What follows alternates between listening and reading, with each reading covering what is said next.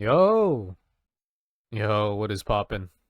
It's a snowy day outside. I don't even know if I'm able to edit this in time, but apologies in advance if this doesn't come out in time. It's been a very busy week. We're doing Apothecary Diaries, episode 9. Typically, like for Apothecary Diaries, I tend to record the day it releases, and then uh, I usually have some time to edit it, maybe around Monday or so. But this time I didn't really have time to record. So we're recording it way later in the week. Um, Last episode, Jinshi was in for the shock of his life. My man thought his girl was smashing some other dude. His jaw was agape.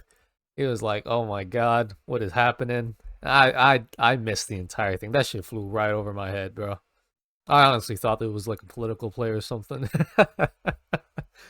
uh, this episode, I actually have no idea what to expect. We came back from the whole like murder at the brothel, and that whole episode seemed more like setting us up tonally for what's about to happen in like future seasons and stuff. Not future seasons, future episodes. So I can see it like maybe having something to do with like a murder happening this episode that might tie into the things that happened in the brothel. Just tonally speaking, like thematically, nothing too connected. Because we do have some things foreshadowed with Mao Mao's father, and I think it's fairly obvious that Mao Mao's father has something to do with the inner palace. And I do think that later down the road we will explore that parts of her history. But for now, we're probably saving it for future stuff. Excuse me. Uh, so yeah, without further ado, let's begin the reaction. Oh, that's a dead man walking. Is that our latest victim? Whoa, whoa, what? He dropped like. I'm guessing that was poison. Oh no, he does not. And she is having the time of her life. Oh, they explained it to him.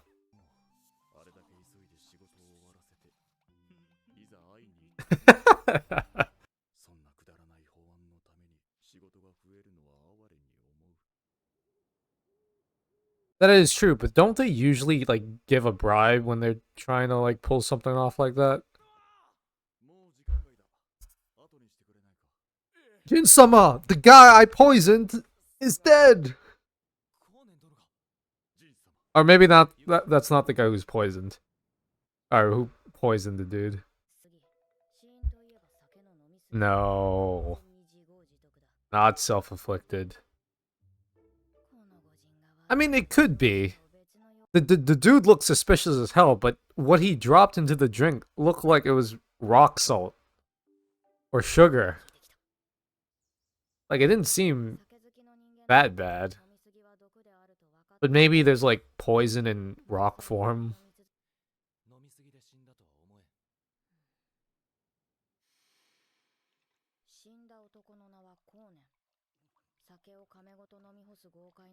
So an alcoholic. Well liked personality. Okay, so nobody really hated him.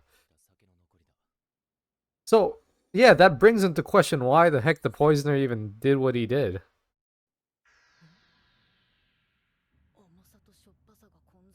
Yeah, rock salt, right? Yeah. It didn't seem like poison. I could have sworn it was either like sugar or salt that the dude added. Diabetes. I was about to say diabetes. I'm surprised they have that sort of knowledge back then.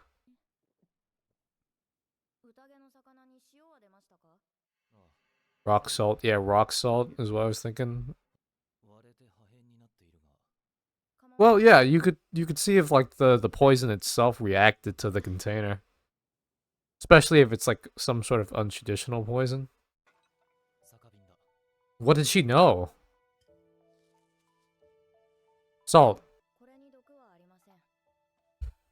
Why the fuck would the guy add salt into the drink? I had a feeling like something was up because the sort of thing he dropped into the pot didn't look like poison. Uh, I don't know. Yeah, like he died from dehydration. Wait. So that's probably the reason why he just sort of hammered down on sweet stuff. If he can't taste salt, he'll just taste whatever he can taste. It's like a specific part of his taste bud that he lost.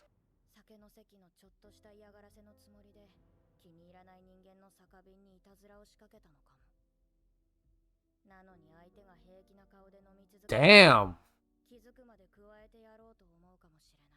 Ah, I doubt it. I mean, it could be, but what I'm thinking is it's maybe like somebody close to him that knew about his issue. Cause he stays by himself. I don't think his issue would be fairly known like throughout his circle, right? It would only be his like very close friends that would know. Yeah, he's been here for a long time then. Oh my god. My dude's eyelashes are crazy.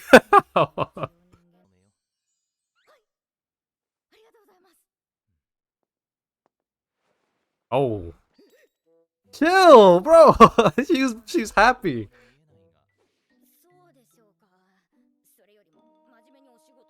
She was just happy a couple seconds ago, and now you sat to butt in.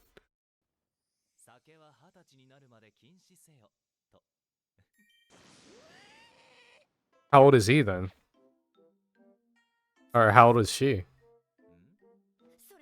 She's like 16, right? 16, 17? Oh no. Look at my man looking at the moon all wistfully. Smiling. What's he smiling like that for? Oh, wait. Is that Mao Mao? Is she dreaming about suffocating underwater? Oh, that is not Mao Mao. What the fuck is going on? He threw a dead body inside the well? At the river.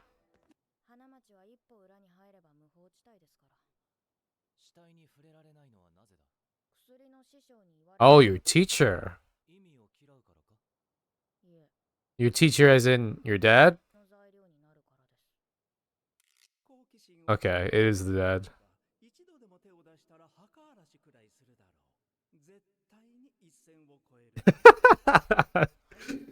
I love the fact that the grandpa's got a reminder not to fuck up Grays. That's hilarious. Red finger. That would make sense. Like blood rushing to the extremities. A suicide. Okay. So that is the title of the episode, Suicide and Murder. Yeah, she'd need access to the walls through a guard or something. Yeah, before a concubine, though? Right. She was on the wall. I always assumed she just walked up there through like a guard. Ah, okay. So she didn't get access to the guards.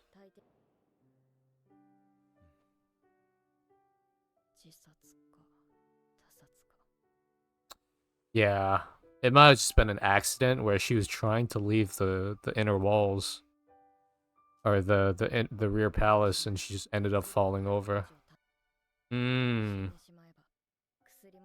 Okay, that's a fairly simple Simple desire.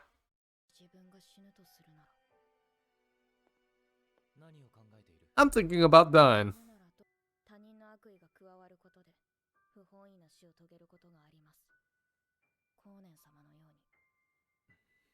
This seems like really ominous foreshadowing. Not for Mau Mau specifically, but maybe for people around there. And we're starting to get like some of the themes that we put out in the last episode about like the rear palace being a trapped garden. It's a cage as well. The stale air becoming sweet poison. I'm guessing what happened was maybe one of the concubines here just got sick of the aroma, the smell, everything, and she just wanted to get out of the cage, out of her prison, and she ended up fucking like making a mistake and falling over. Maybe something along those lines.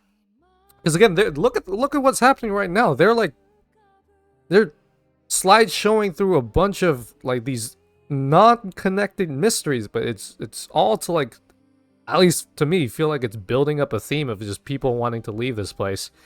Even what's her name, Empress Gyo, like she wanted out on episode 2, and I thought that was strange as hell. But it's like, no, this place is suffocating.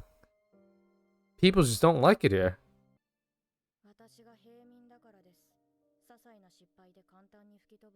Yeah. Well, it's not a matter of whether you would. Somebody else could order her to die. She's alive because you like her, but you know, to anybody else, she might as well be disposable.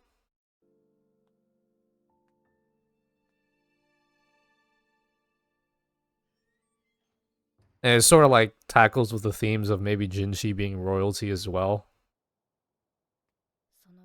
The fact that Mau Mau set that to him specifically, I feel like the author is trying to set up something there. It's another hint of Jinshi just not being a commoner.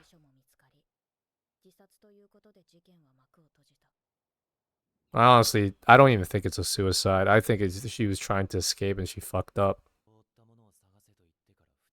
Yeah, now we're back here. Did we find something? I would assume so. Bang Ming. Darn it. Oh, her lady in waiting under concubine Adua. You're excused, and now she's executed. Okay, so we got our first suspect, finally, for the person with the burn marks on their arms. And this is going to eventually lead us to figuring out who exactly ordered the hit case on Lady Lishu, who ordered the poisoning on her, and what sort of methods that they used in order to sort of bypass all the security guards and all the maids and stuff, who essentially tried to kill Lady Lishu, and for what reason.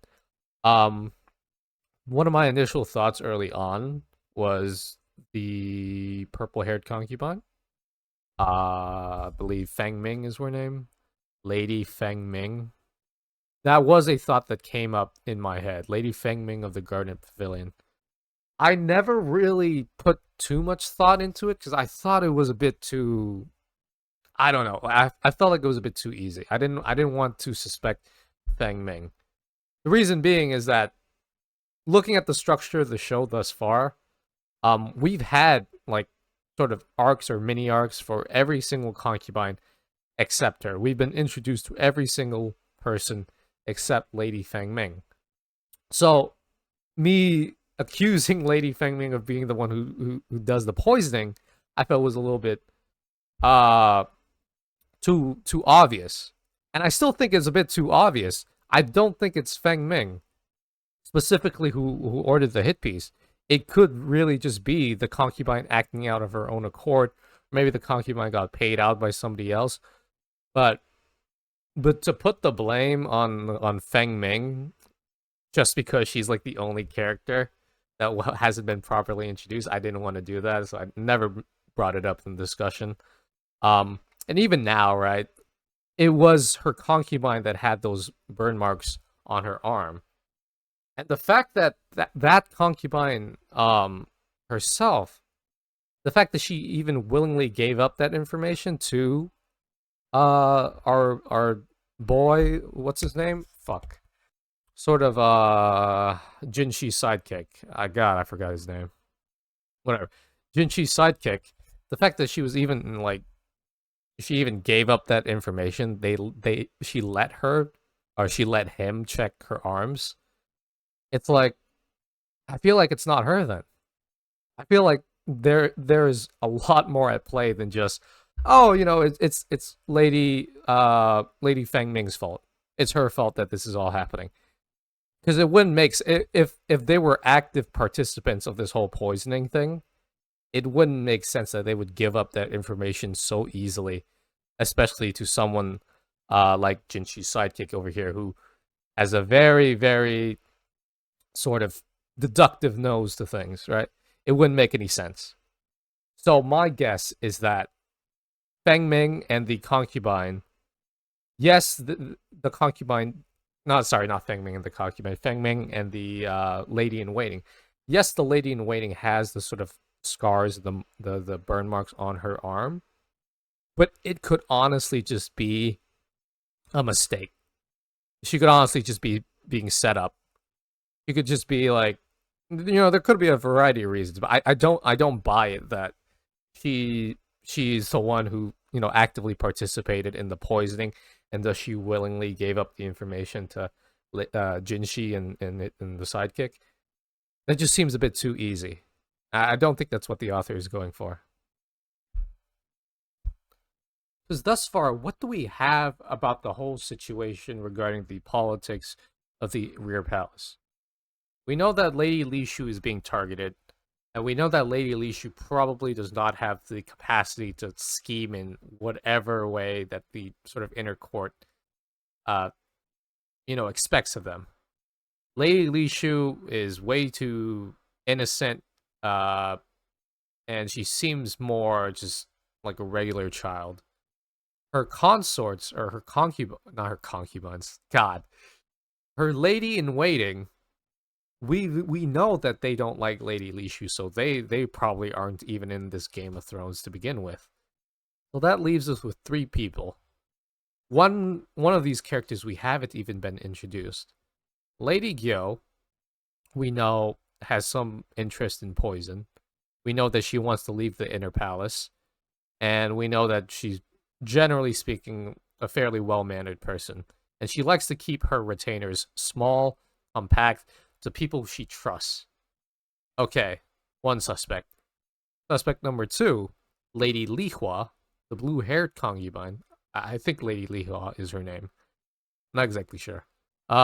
Lady Li Hua, someone who's lost their child, is sort of still recovering from the effects of the powder, and is looking for ways to sort of win back the affections of the king. We know that she still holds a bit of insecurity regarding her appearance to Lady Gyo, and we know that she still deeply cares about winning the king's affection, as judged by sort of the conversations that she's had with Mao Mao. And then we get the unintroduced character, which we only just now find out that her lady in waiting has the burn marks on her arms. So, of these 3 suspects, the story seems to be pointing us towards Lady Feng Ming. If it does turn out to be Lady Feng Ming, who is the one who poisoned Lady Li Hu, or Lady Li Shu, I expect it to be a case where she is not fully in control of her own decisions, and this was a decision that was pushed on her by some higher power, something beyond her. It feels way too easy for her to just be the big bad here, and I don't think she is. I don't think the story is setting up for her to be that way. There's been no build up for us thus far, and I don't think the author is trying to do it. The only build up that I can see coming into play is that her and Lady Li God, that name is a mouthful. Lady Li Shu are both granddaughter and mother-in-law, but the situations are switched. So I believe Feng Ming is the older one here, and she is the daughter of the mother-in-law of the king, who was that 8-year-old Lady Lishu. And she probably holds some sort of grudge or ill will towards Lady Lishu, but that's the only thing I can see being the case. But again, I don't know. I don't know. It feels a bit too easy. I'm not gonna fall for it. The show can prove me wrong, of course. Like I don't mind if Lady Feng Ming is the killer and that's the direction the show wants to go. But I just feel like there's something more here. Uh besides that, we have two murders in the court. One suspected murder, which I attributed to just an accident happening. So let's begin with the first one. Somebody has been pouring salt into some old guy's drink. Lady Conan, or not Lady Conan. God, what is with me in the names today? My mouth. Sorry, my throat right now is incredibly just roughed up. Like, I think I got like an infection or something. So my voice sounds a bit different. That's probably it. Just grab a fucking Strepsil. Oh, a peppermint cough drop. All right, so Conan got quote unquote poisoned, but he seemed to be overdosing on salt. Maybe the blood pressure was up. I do know that alcohol tends to have some sort of like dehydrating effect on your body. So that with the combination of salt would do it. It would raise your blood pressure to a point where your body essentially starts to dehydrate. And I don't know, maybe he suffers like from high blood pressure too, because he is fairly old and he just dies of a heart attack. It is very, very likely. There's not much I can say about this murder. The sort of theory that Mao Mao gave to this whole situation, she stated that she's guessing that a couple of the guys around Conan were likely involved, and they were likely just angry at Conan for being this strict military dude who only cares about work, and he's very just sort of self-isolated. He doesn't make a lot of friends. And as a result, these other people, they play harmless pranks on him, and maybe this prank went a little bit too far. I feel like I disagree with this take.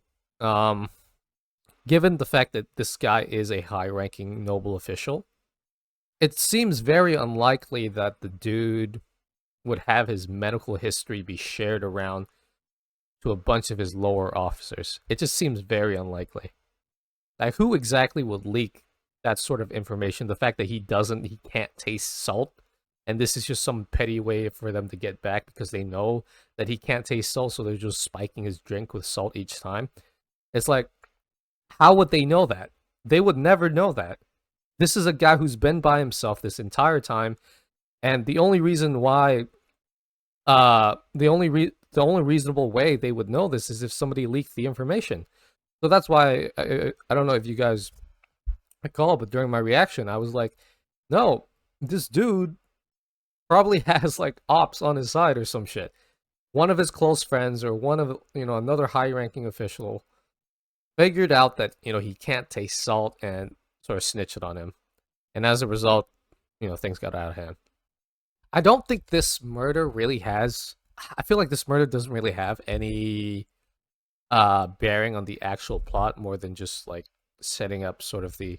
I mean, if it does, then I can see how it is, but I feel like the way it's being set up right now, I feel like it's just to showcase that poison doesn't necessarily have to be straight up poison. It can be salt, for example. It can be an allergic reaction, for example. You can just overdose on sugar and get diabetes, things of that nature, right? Something a little harder to detect, but a lot more nebulous, a lot more sinister. And it's again showing for the first time we're not always going to get the perfect sort of evidence available to us at the time of the investigation. Because when Mao Mao went to go investigate, they found out that the jar that was there was dropped and the liquid inside was gone. So they can't really test for poison, so they had to get creative. They had to think outside the box. So they got the jar and they checked on the coating and it was like, oh, okay, it's salt.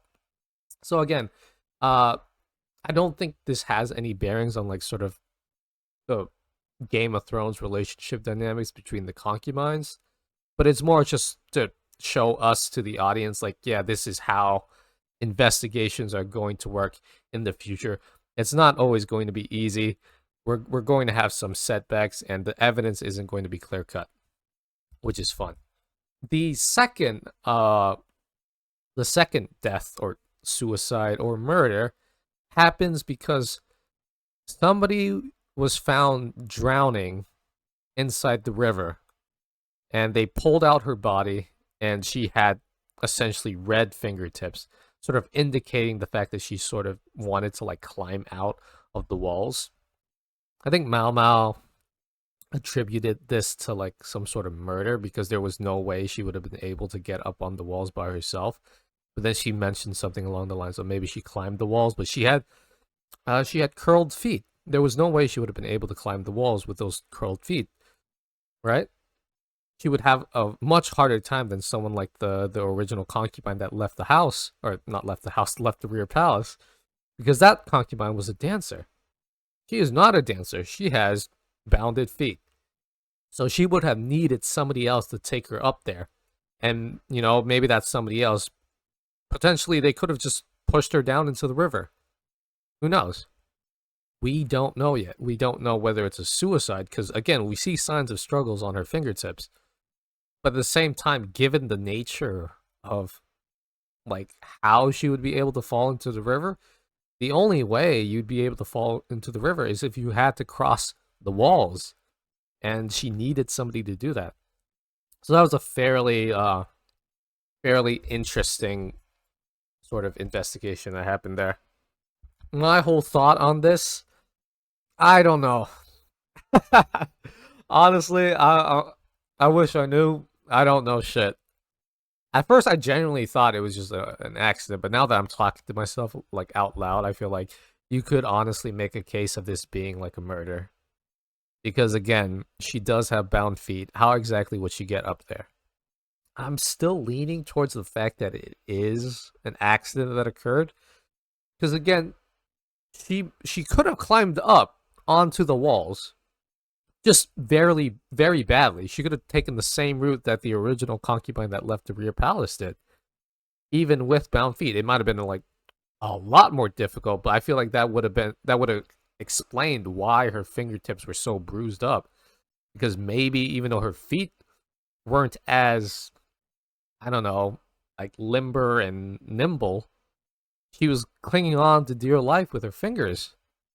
And then maybe that's one of the reasons why when she got on top of the wall, because of the fact that she had bound feet, she wasn't able to properly balance herself, especially because she's so exhausted, and she eventually just fell over on the other side and into the river. But whether her death is a murder or a suicide, I don't think that's important. I think what's important is that it's sort of still, again, it's reinforcing some of the themes that we've set up in the previous episode, where we can tell that this new concubine that tried to, climb over the river and ended up dying, she wanted to leave the rear palace. Again, it's a cage. It's a garden. What keeps people in. We've seen successful concubines that have, gone up and left, but it takes a lot of effort to do that. Even someone like Lady Kyo, who wants to leave, just can't. And she's like the strongest person here. So again, we're put into a situation where the environment itself isn't very hospitable. People want to get out, but they can't. They're stuck here. They're stuck like flies drawn to a Venus flytrap, and they can't leave out because they're stuck to the sweet-smelling coats of the saliva. And I think Mao Mao knows that. I think Mao Mao knows how little control these women have over their own lives. The fact that they're stuck here in this, like, gilded cage. And they can't even leave. And to her, she probably does feel suffocated, but she's sort of accepted it. I feel like during her conversation with Jinshi, she mentions a lot about how if she were to be executed, if she were to be sentenced to die, the way she would die is by poison. And Jinshi looks at her and like, what are you talking about? We would never kill you. And then Mao Mao looks back at him and it's like, you don't know that. You don't know when my life is gonna go. I am bound by fate. I can't control what people do to me. A third party could kill me and I'd be dead the next day. The king could order you, and there's no way you could refuse the king's order. So it feels like to Mao Mao, she's accepted the fact that she's locked up forever. In the same way that maybe she's accepted the fact that she was taken away by slavers and just taken to the rear palace. She wants to fight back, but she can't. So she accepts, her situation. And she tries to make the best out of it. I don't know. It does seem like ominous foreshadowing, though, especially where it's like, oh, if I were to be ordered to die, please at least poison me, or something along those lines. I don't think it's ever gonna happen. Mao Mao is our main character, and I do have like background knowledge that this, at least for this light novel, it goes on for fairly long. So she's probably not gonna ever get to that point where Jinshi has to poison her. Maybe at the end of the book, but I doubt it. If anything, I think Jinshi's on the chopping block, where it's like, oh, you think you can defy fate, huh? But it's little do you know, somebody is out there, and maybe he gets poisoned eventually or something. I don't know. Um, I've been rambling on for a while. My throat hurts, and I feel like I'm sick. So yeah, probably not the best discussion I've had, but hope you guys still enjoy it. If you like the video, like the discussion, leave a like, comment, subscribe. See you next time. Take care.